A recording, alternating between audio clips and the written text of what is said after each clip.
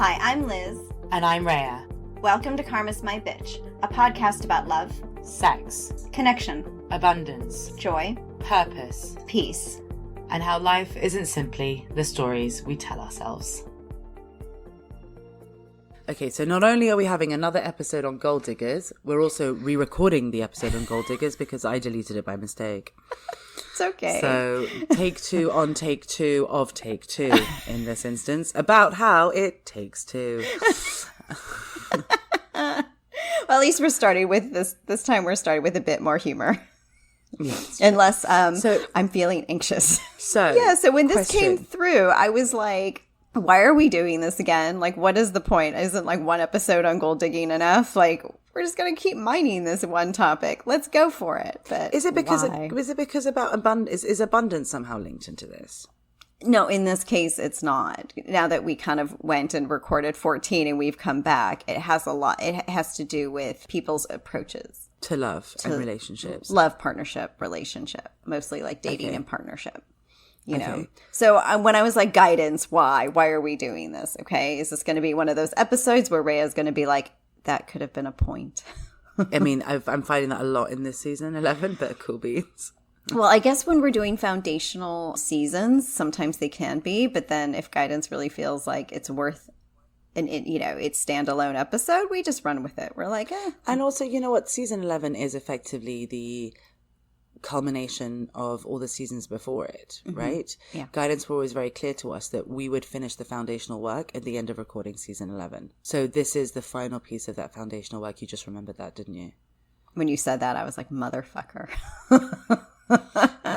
This is the final piece of foundation, because I remember after that they were like, this is the end of the foundational work and it's how you can start writing everything else and doing everything else. Okay. So I will honor the point per episode approach that we're doing currently and revisit gold digging by asking, is it really okay to enter partnership with money as the ultimate goal? I mean, kind of, yeah. Okay, why? Why are we repeating this? Well, what are the two reasons? Well, because marrying for personal gain and security has always been a thing throughout history. The notion of marrying for love is much more of a modern concept. Yeah, that's true. So if we can really understand that, and all the stuff we're playing in, we have to see that we are still wired for security more than we are for real compatibility, yeah?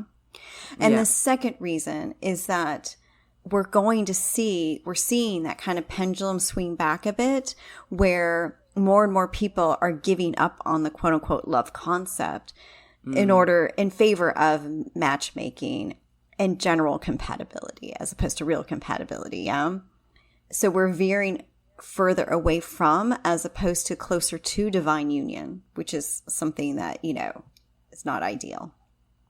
Okay. But surely these are the reasons against marrying for money rather than for marrying for money. So for all of its faults, like perhaps not being rooted in love, when it comes from a place of respect and mutual admiration, it can have actually more integrity than the sort of fake it till you make it dating and relationship paradigm that a lot of people seem to be stuck in.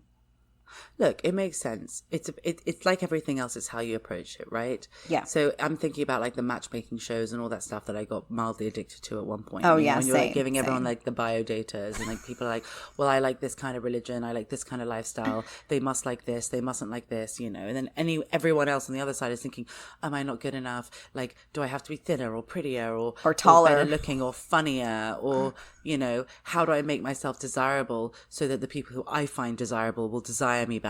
Yes. Then we end up kind of just like developing all these like social parameters around how we present ourselves, and we end up distilling ourselves down to a couple of points on a piece of paper, which doesn't really work. Which, by the way, is what we do anyway in dating. Yeah. In that sort of quest for love, people are already preoccupied with that. We're just doing it in a different way. We've just kind of transposed it in a way to like, meet this. More mathsy. Exactly. Yeah. Just to kind of meet this criteria, which is rather subjective. That we still keep playing into, right? And the thing is, it really doesn't matter. Like, none of that actually really matters at all. Like, your right fit will be your right fit. And there'll probably be a lot of things at work, and there'll probably be some things that you've got to like figure out together. And that's just always going to be the way that it is, right? Yeah. But at the end of the day, when we kind of play down this thing of I must be a certain way in order for them to be a certain way, what ends up happening? So we can have a certain kind of life and relationship. Yeah. We end up compromising everything. Yeah. We compromise who we are because we tell ourselves parts of us need to be improved upon or not improved upon based on the subjective view of what someone else could or could not think about it. We end up creating these ideas of who the other person has to be, which we will naturally compromise on. Because if you ask anyone to write a list on the right person for them, you know, on a piece of paper, you're going to put all the things that you think you want rather than the things actually that would work for you when you actually feel the person in reality. Yeah. You know what I mean? You just need a really good mirror, effectively. And then, so you're compromising that. And then you're compromising the potential of what any relationship you could have could be. You're compromising on the potential what they could have could be, and you're compromising on the relationship itself. So no, everyone's playing a role. No one's being their truest selves, and we're moving away from, not closer to, who we are at our core. It doesn't work. Right. And the thing is about when you look at relationships that are steeped in respect. And for example, if you're going to talk about this kind of like the gold digger paradigm thing that we discussed in the last season, where I'm marrying you, we both know why we're in this, you know, for whatever reasons, but we're being really honest and upfront about it. Yeah. There's none of that pretense. There's none of those games. There's none of that pretending to be someone else in order to find someone in order to make your life work. It's just saying it as it is, which is what most people are doing, but pretending they're not. Yes. Precisely. I mean, to be fair, there might be certain gold digging scenarios where maybe they're being a little less than upfront, or they're just both steeped in denial. Like, no, I'm telling like myself. Attracts like, Liz, exactly. right? Like, exactly. So you're always going to, like, if you're not being honest with yourself, they're not going to be honest with themselves. But in the last season, we were talking about what if it never happened, right? What if there was no right and wrong, but no, everyone knew they were good enough? Yeah. If you know that you're good enough and you're able to connect to yourself and you're able to know what you want and you're able to communicate that, and someone else says, sounds great, what the fuck is wrong with it? No, at least exactly. You're being honest and respectful, and you're actually showing some real compatibility because you're actually both able to communicate in respect. And that's, for me, like, sounds more like the I thou thing that you talk about, you know, like the 5D. I see the divine in you and I see the divine in myself, the namaste, all of that kind of idea, is that actually that's probably closer to divine union in many ways, because it's the first step of I'm being honest with you and you're being honest with me, and we're still choosing each other. Yeah. And of course, every relationship has benefits for the individuals as well as benefits for the whole. Otherwise, no one would ever be in it. Right? No, they wouldn't. What's the point? But it's about, and it's not about always necessarily naming all those benefits to the other person. I don't have to get out of bed in the morning because you bring me a coffee. No, you don't need to name everything, but you have to understand that we're not in relationships for no reason. We're in relationships for reasons, to benefit us, to help us grow, to help us evolve, to help us, in my case, experience more love. Yes. Right? In all the different ways one can do that. Because you don't. So that is a benefit to me. Loving I want to experience more ways. Yeah, because. It's a benefit. Well, because loving in a vacuum isn't very fun, is it? Yeah, like I'm just kind of shining really my light, and I'm just kind of like, whoa, okay, what am I doing here? Actually, what ends up happening, you end up just switching it off because you're just like, well. Yeah, exactly. That light's not bouncing back, is it? But then, because what ends up happening in those relationships, so you're not being honest and everything else, you end up telling yourself that relationships take work, right? I have to convince the other person of what I want. I have to compromise what I want in order to give them what they want. I have to manipulate situations, force situations. But actually, it's not the relationship with the other person that takes work. It's the relationship with ourselves. Well, when we're in our karma, yes. Yeah, that's what I mean. Yeah. So once we're out of that, it's not about working. Sure, time, effort, fearlessness. The time. Blah, blah. So the time effort thing is really what true divine union is, right? I mean, gold digging or that kind of like mutual respect kind of relationship. It's an exercise in divine union because respect has to be in the foundation. Yes. There's nothing I find more attractive than someone who really loves their purpose and wants to just go for it. And I'm never going to be like, no, baby, come and have dinner with me instead of doing what's really important for work. Like prove to me that I matter, right? Yeah. Because we need quality time because that's my love language. which is really just another way of saying this is my coping mechanism for my karma. Speak my love language. Is you shine your light as bright as you can. I shine my light as bright as I can. And let's just see how much light we can light this shit up with. Yeah, exactly. Through our purpose, if I will. I mean, through everything. Yeah. But we do. But, divine union makes room for that, right? There's just opportunity to challenge ourselves and stretch and reach for more. And that more has everything to do with us. Am I giving myself more? Am I exercising my more? Am I in touch with my more as in what I truly desire, right? Because we're in that space now. We're not in our karma. It's got to circle back and explain that. So we're having to really understand, what does it mean if I'm striving for fulfillment in my purpose? That's where I'm at right now, where I'm like, where do I want to be? Yeah. Where do I want to live? What do I need to do to love the fuck out of my life? Mm-hmm. So that I'm maximizing all my relationships and I'm bringing all that light into that relationship. So I'm a happy person in that relationship. So the relationship is happier as a whole in that relationship, whilst doing all of that, obviously respectfully and honestly, not prioritizing my happiness over yours or like tit for tat or anything like that. It's just, I respect you. I respect me. Mm-hmm. And let's just do the best we can here for ourselves, whilst also wanting more for both of us and the potential of the relationship. Yeah.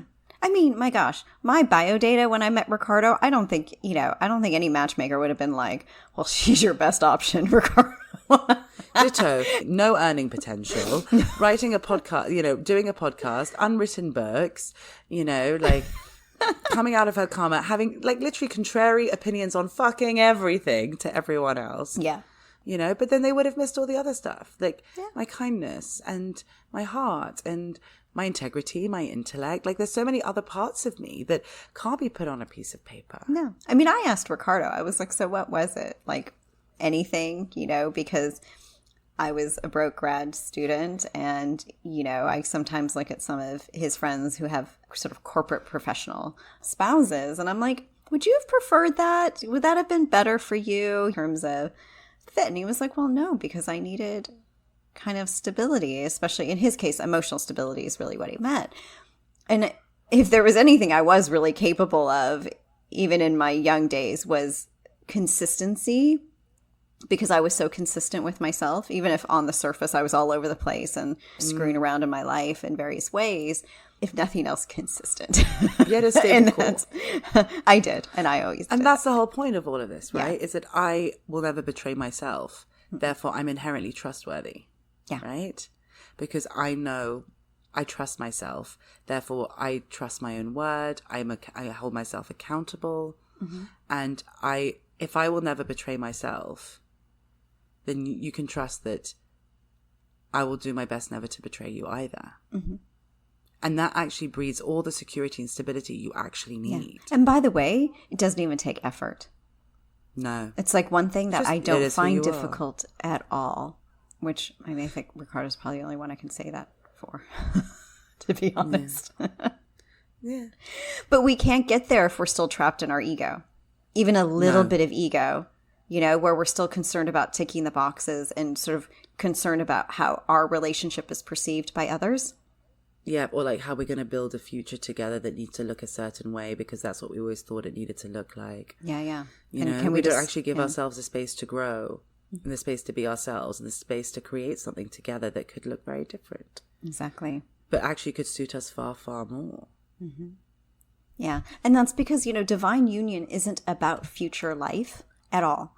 A bit like in the episode about children and future sustainability, when you are pouring your energy, which is your relationship is deserving, your partnership is deserving of your energy, but you're pouring it into your future life, you're sacrificing and compromising your present.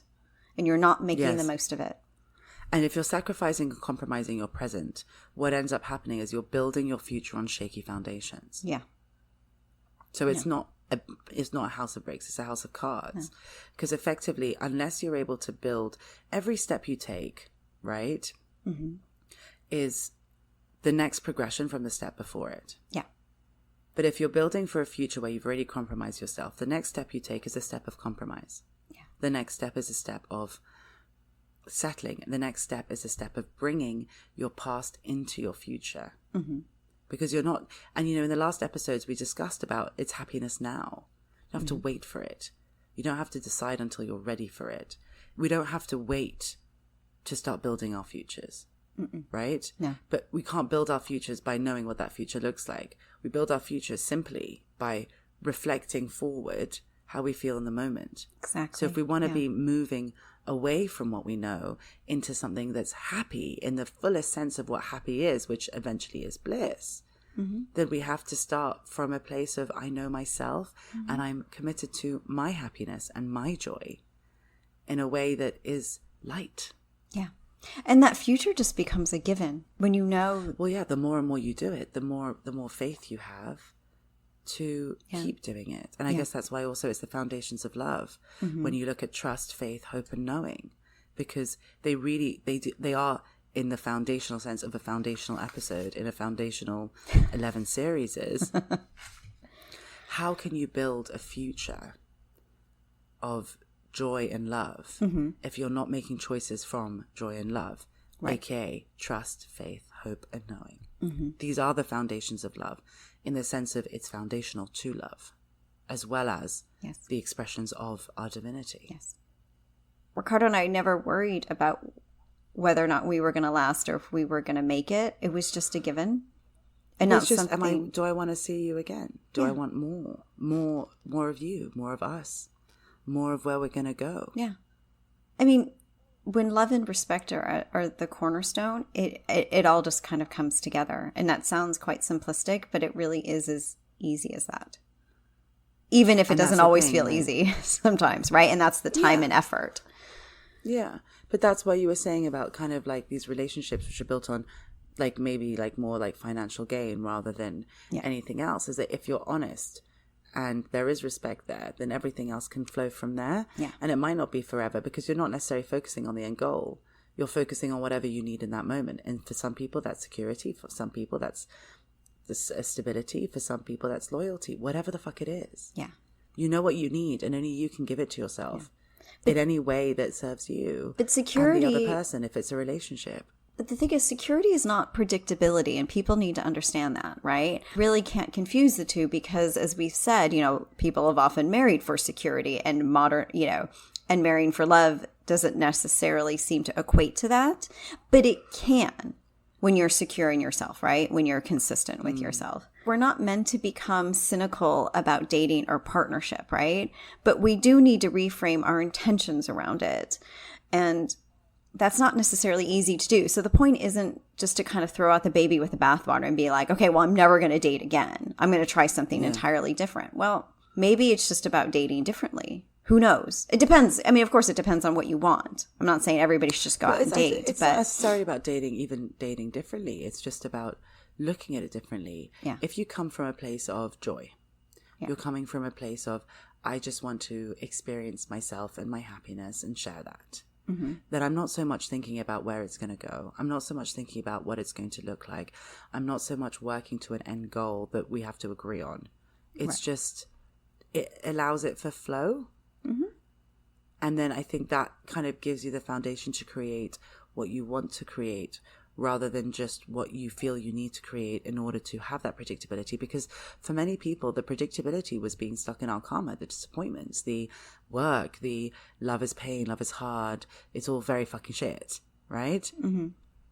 But actually, if you're going to come at something with more of an open heart, then anything you bring your heart to will reflect that back. But I do think that we can approach it differently, though, too, because there are some who don't necessarily want to give up on that. It might just be too different for them or too challenging, I mean, they might just be like, well, how else am I going to meet somebody? No, to date. I'm not saying don't date, even though I find that whole thing so remarkably strange. Yeah. But I'm saying, obviously, date. It's fun to get dressed up and go meet someone and wonder how it goes. And honestly, it's, for me, and I'm thinking of some of my friends when I say this, it's important to feel like you are doing something in order to move forward. And if that means going on a dating app, meeting some people and seeing what happens and having experiences where you feel things from having done nothing at all, then you are injecting your life with momentum, which is really important. So that you're more open every single time you meet someone new. Yeah. But it can't be around this like socialization around like, and our histories around marriage and partnership and relationship. It's like, oh, you can't start doing that. Be like, oh, I'm not going to sleep with him for like 3 weeks because that's what the rules tell me to do. All of a sudden, you've kind of gone backwards. Yeah. You're either going to be free to create that momentum, create that joy, create that rocket fuel to blast off, as it were, or you're not. Yeah. That's why I'd say it's almost like an uphill climb, right? It is. It can be. But it's also just about like what you are giving and bringing, and not in terms of what's in your bio data, right? What's on your CV in terms of what you're bringing. But it could just be that I have just brought joy to this conversation over coffee. Yeah. And it doesn't matter how this person's perceiving me. It doesn't matter if they're giving whatever, and I'm not sitting here needing this validation. Because I showed up. Yeah. I mean, and I showed up with an open heart. And I'm really open about who I am. And whether or not they take it, it doesn't matter. Because I had a good time. Yeah. I mean, and I will have more good times. Yeah. And I stand by how I live. I own how I live. I am who I am. There we go. Episode 1. Pure self-expression. Yeah. Because then actually, instead of fitting yourself to someone else, you can actually find people who find who you are amazing. And isn't that then the expression of your happiness in someone else? But I guess we can only figure that out when we're conscious enough to know what is ideal for us. We're conscious enough to know who we are, as opposed to what others think is ideal for us. It might make sense for your friend to have a relationship that looks quite traditional in the traditional sense, but it might not make sense for you. Mm-hmm. But until you know who you are, and you know what's going to work for you in a moment in time, not forever. Because again, that changes, that shifts, that grows as you do. The more experiences you have, the more things you learn, the more things you share together. Mm-hmm. You can start to consciously know what's ideal for you, as opposed to what others think is the ideal. Thank you for listening. For more information, articles, and inspiration, find us at karmasmybitch.com and at karmasmybitch.insta. And if you liked what you heard, please subscribe and leave us a review.